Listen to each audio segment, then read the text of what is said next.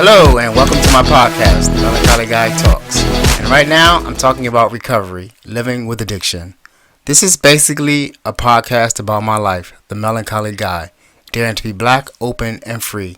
My adventures while being an open, polyamorous, African-American male living in recovery. I am the melancholy guy, Calvin, or CPJR if you know me. And today I definitely believe that change I must or die I will. You can find me all over social media by searching for the melancholy guy, but I mostly hang out on Instagram. And the links to all my various podcasts and blog can be located in the bio of Instagram. It'll also be in the show notes. So if I have a Patreon, if you want to donate, there's a $1 level and a $5 level if you want to help make this podcast longer. Right now I'm only doing 15 minutes, but I welcome all the help if you want to. You can find that link on Instagram also in the show notes. Today is February 26, 2020.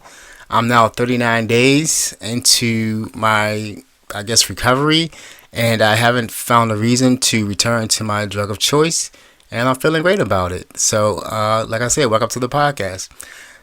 Today we're doing episode 46, and I forgot what I'm doing. My notes aren't here. Let me bring my notes up right quick. And I'm doing my first 90 days, part 2. Like I said, episode 46.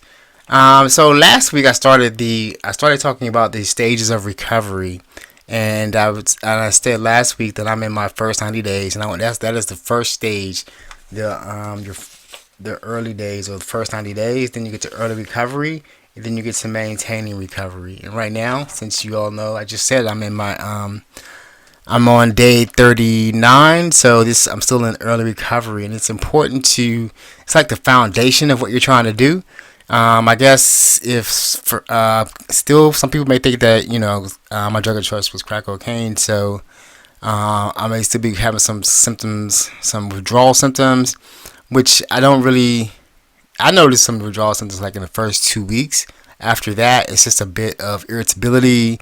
And right now, it's like I feel emotions returning, and so that's what I'm dealing with now. But I wanted to read something specifically because last week I talked about we were talking about the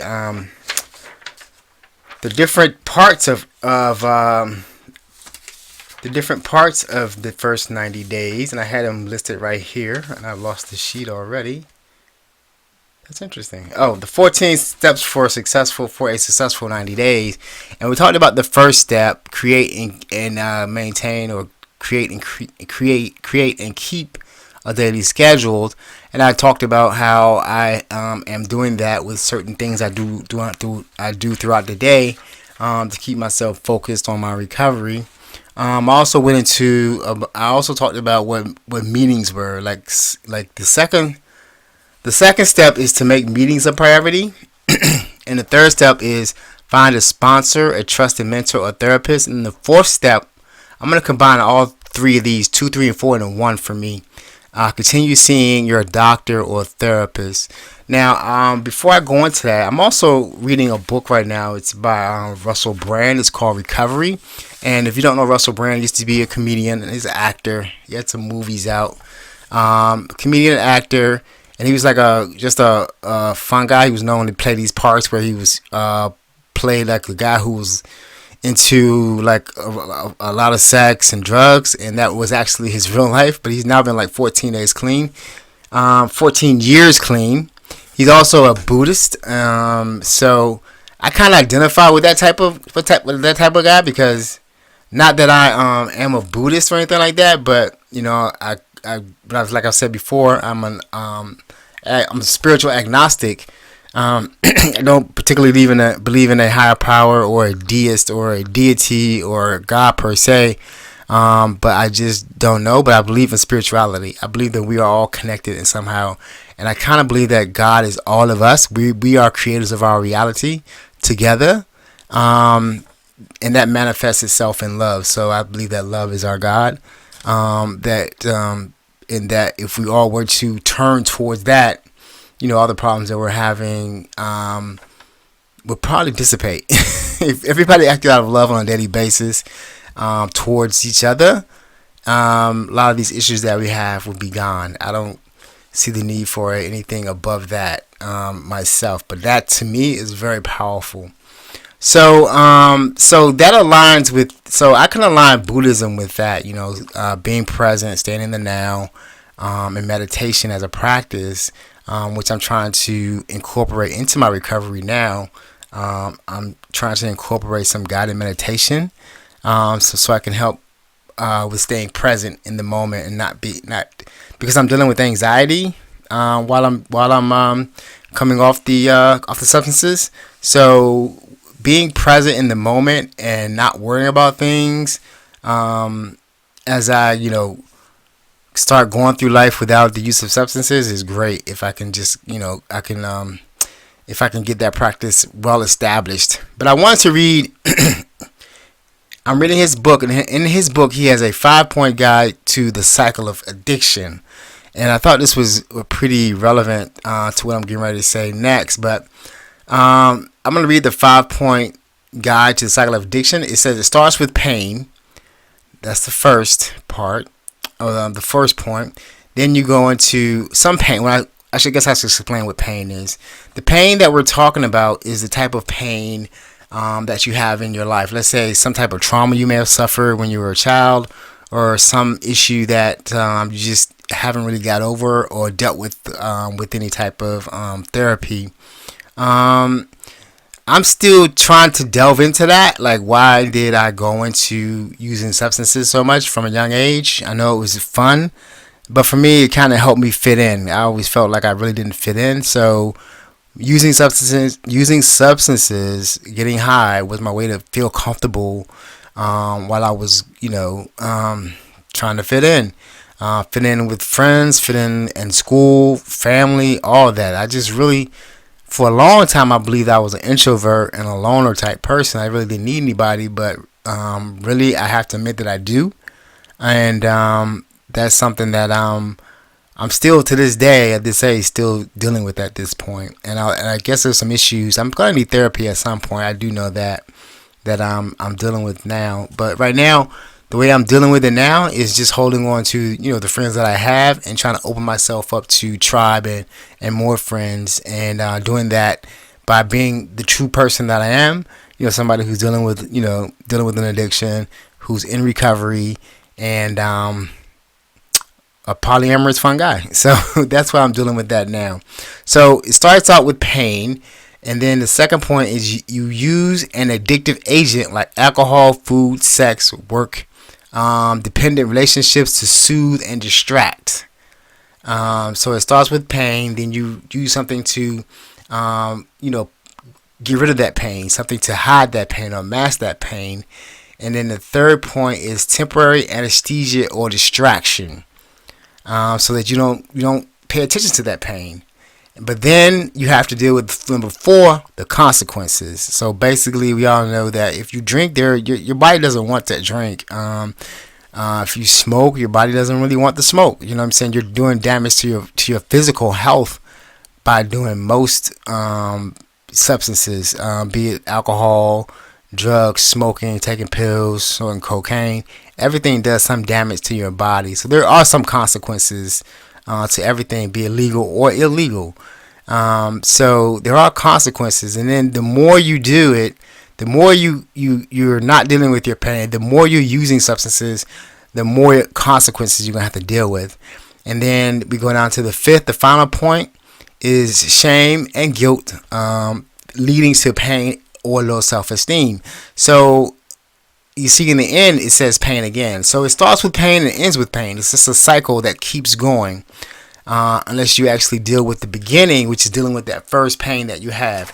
And then that's where when I go back to the steps of early recovery, for me, that's where making meetings a priority, finding a sponsor, and creating a safe space.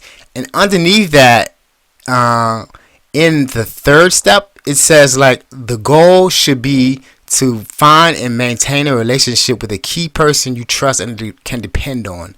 So it's sort of like and all of that, when people start going to meetings, or when you start going to meetings, or when I start going to meetings on a constant and regular basis, what you're doing is building relationships, people you can talk to. And if you go through the steps, like the first step is admitting that you are powerless, that I'm powerless over a drug. And then the second step is realizing that I can't do this on my own. And the fourth step is turning your will over. The third step is turning your will over to that higher power. That is you admitting that I'm in pain and I can't do this on my own. I need help. And then that's what the steps are actually, and the steps in the program of Narcotics Anonymous, AA, Alcoholics Anonymous, or Narcotics Anonymous, or any type of anonymous group, Gamblers Anonymous. That's what it's trying to do. It's actually trying to get you to build relationships so that you can start talking about what's really happening, talking about what's really going on in your life, and then sharing that and getting suggestions and relying on other people to help you through those tough times. And there's also things about learning about your triggers and stuff like that, because your addiction is, at this point, once you take that first step, and you admit that there is a problem, it's not going to go away. You know what I'm saying? It's gonna constantly be there, or you definitely should constantly be aware of that. Whatever consequences that and for me, I should make this personal.